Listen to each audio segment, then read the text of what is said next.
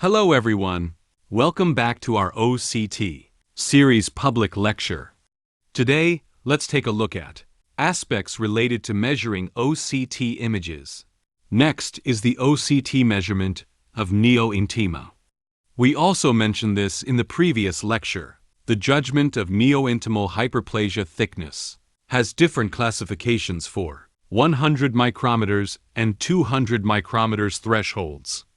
With OCT, we can achieve very precise measurement of stent neointima coverage thickness because it can not only visualize the stent strut location, but also clearly display the intimal thickness because of the high resolution. Compared with IVUS, its advantage is extremely prominent. On OCT image, the stent and intima are clearly distinguishable, whereas with IVUS, both structures may not be clearly visualized.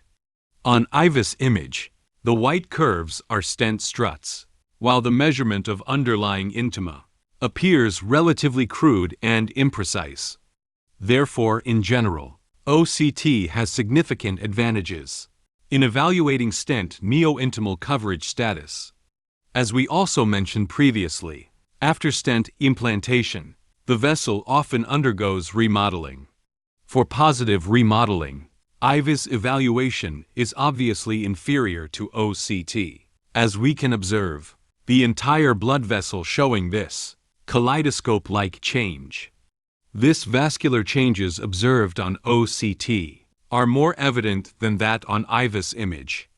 These are the vessel change appearance after stent implantation on OCT images. We can see that for most parts of the vessel, its diameter is still relatively well matched with the stent size. But from some positions, the stent diameter is obviously smaller than that of the vessel. So maybe the apposition was good initially, but after a period of time the entire vessel remodeled and expanded, making the stent appear smaller at some positions. In this case, we may need to strengthen the antithrombotic therapy, because thrombus may form at the places where the struts don't oppose closely to the intima. So above content is about the measurements on this OCT images, mainly including plaque measurement, lumen measurement. Lumen measurement includes diameter measurement and area measurement. Similarly, for post-stent implantation, we can also measure stent expansion rate and degree of stent apposition. And during post-stent follow-up, we can observe the degree of vascular intimal hyperplasia thickness to determine the classification of stent coverage. So overall, from pre-stent to post-stent, even to follow-up process, OCT can provide very precise data support.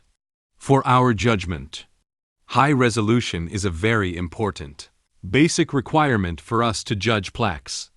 It is because of its high resolution, so that we can identify vulnerable plaques, judge the information after plaque rupture, to prevent the occurrence of no reflow. Of course, the cutting balloons could be able to help reduce some existence of similar situations. These are all based on OCT findings, which changed some of our previous conventional understandings. Previously, when we performed PCI, we kept dilating. Actually, this is incorrect. There are many vulnerable plaques that were only slightly ruptured. But when you dilate and squeeze them, cholesterol crystals come out. Therefore, the incidence of no reflow will be very high. So at this time, we need to use OCT to correct the conventional views on the disease. This can help us make precise selection of PCI strategies. So far, above is about the content of OCT measurement. Thank you for your attention. See you in the next lecture. Thank you.